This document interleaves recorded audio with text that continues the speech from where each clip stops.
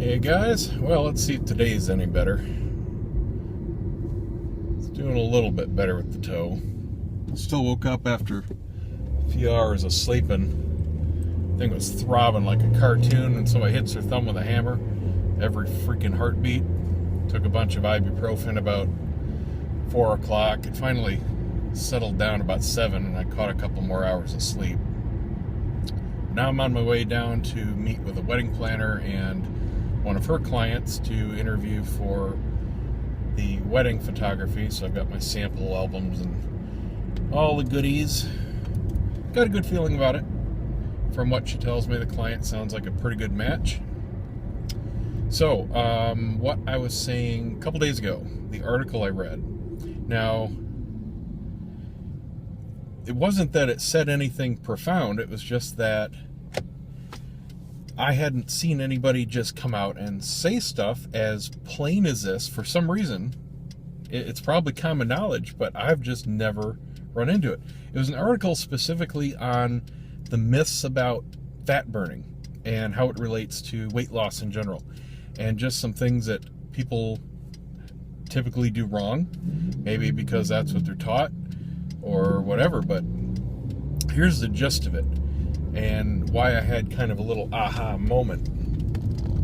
They talked about the flat out percentages of what affects how much fat the body burns, and the fact that exercise really only accounts for 15 or 20% of what the body uses in an average day. And of course, this is talking about typical scenarios. There's always exceptions. But if you do, your normal half hour of whatever cardio kind of workout, and you burn a few hundred calories, that's really a small percentage of what the body goes through just being alive, just normal human functions.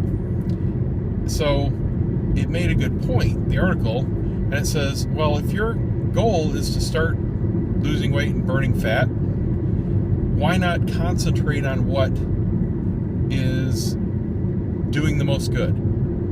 And that is basically concentrating on the normal body rates. And what was interesting about that was the fact that muscle tissue burns the most out of anything. It's almost 40%. Just normal, at rest, being alive muscle tissue can be up to 40% of the calories that you burn during the day. Now that's interesting. That basically says the more muscle you have, the faster you use up your fat deposits. Another couple interesting things.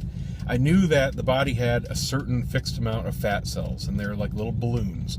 And when you store energy, they balloon up, you get fat. And when you use energy, they shrink down. And you can't ever get rid of them unless you get some surgery like liposuction. The body never uses up or disposes of your fat cells. You're stuck with them once you have them there.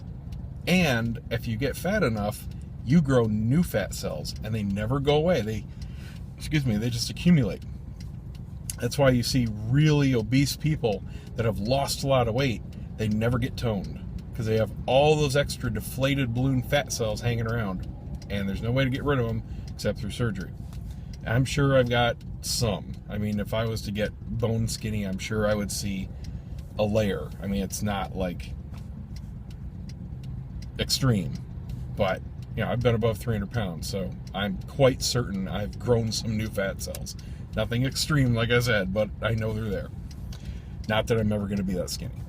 But the point is, if you're just going for diet, if you're just going for cardio, you're really targeting your energy and time towards things that aren't making the big difference. So strength training, this is why I said some of you are probably going to go, duh, told you, bro.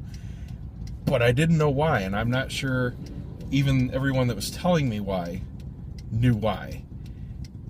Just having the muscle mass, not even using it, just at rest, having the muscle mass uses more calories than not.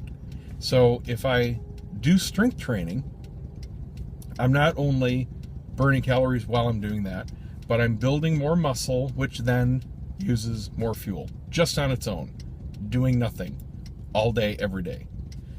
So that was kind of like a wow. Once you see the numbers, and it's just such a huge chunk, it just makes total sense. And that kind of also makes sense as to why I keep going back to high school because that's the last time I was ever really actively physical with any kind of sports program or anything. Didn't do squat after that. You know, I was doing strength training exercises in the gym at school and doing a lot of biking. So I had a lot more muscle mass than I even do now. So I was able to eat terribly and still keep the fat off. And now that doesn't happen. You know, I have a lot less muscle than I did back then. So, I don't know. Now I got to consider rolling in some kind of strength training regimen. Problem is, I know that really means a gym membership, and I know that really means I'm not going to do it. It's just a huge amount of time. I know these sound like excuses, but I'm being realistic. I know myself. I've had gym memberships. I hate taking the time to travel somewhere, especially with my life and my job. So, you know, maybe there's something at home I can do. I can do the walks, I can do the rides. That's 15, 20, 30 minutes out of my day. Whenever I can do it, okay.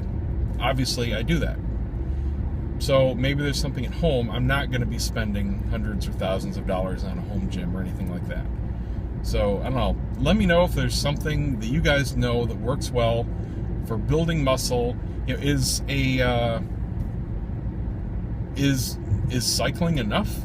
Can I just ratchet that up? I mean, obviously the leg muscles are the biggest in the body, at least mine.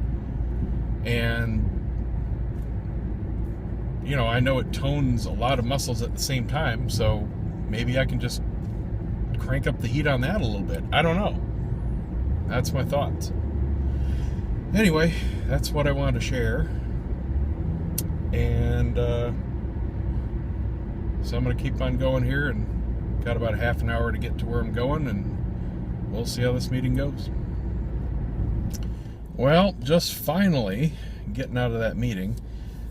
Went long because I ended up doing a bunch of computer work for the wedding planner and her next door neighbor, which happens to be a florist client of mine. And both of them had some cable modem and router and computer issues and wanted to sync calendars on phones and all kinds of stuff.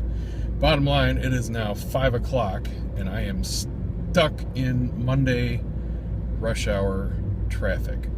So I'm going to be lucky to get home by 6:30 at this point, which really sucks. And I can't believe I was there 3 hours plus. So I actually got there about a half an hour early to help the wedding planner out with some other computer work before the client meeting, and I thought that was all that we were going to do. But at least I picked up a quick check while I was there for that. As far as the meeting goes, I don't know, I'm not counting on it. It's a sticky situation. The client already hired another wedding photographer, but she got screwed. They really saw her coming, basically just suckered her into a package twice as much what it should be. She already did the engagement shoot with them and now wants to cancel, and understandably so. They're kind of sticking to their contract, but they have this, and it's her fault for signing it, this clause where they require 50% retainer, which is pretty high. I only need 25%. That's kind of the industry norm. So bottom line is, even to cancel, she's out thousands of dollars just to save the few thousands of dollars, above and beyond. So it's almost a wash to hire me to get the same stuff rather than just suck it up and pay them the other half. But you never know. I told her she can customize my packages. Obviously, she doesn't need the engagement shoot. She can always order an album after the wedding, which a lot of people do, so she doesn't have to roll that in up front. So she can make her own package and save a pretty penny. But it all depends on if she can get out from her other contract or if she wants to. So there's no guarantee. Who knows what'll happen. So it sounds like it would be a really fun wedding to do. It's a big Spanish wedding. Should have a lot of details, a lot of stuff going on, and they really care about the photography, which is the one main thing that photographers care about. So I told her I would give her a soft hold on the date for a week. That should be more than enough time to at least figure out if she's going to be canceling her original contract or not. And then, several hundred just to hold my date, depending on what she wants to purchase. So that's that. I'm going to trug on through getting home here. Probably be just after sundown by the time I get home. I was really in the mood for sushi, but their happy hour is only till 7. I don't know if I'll have time. So probably be having zuppa toscana because I made a pot of that over the weekend. So if I'm not home before the sun goes down and can do a ride, I'll see you tomorrow. If I do make it home, here's a ride. Which one will it be? It's a surprise. Man, I just want to get home in one piece. I hate rush hour.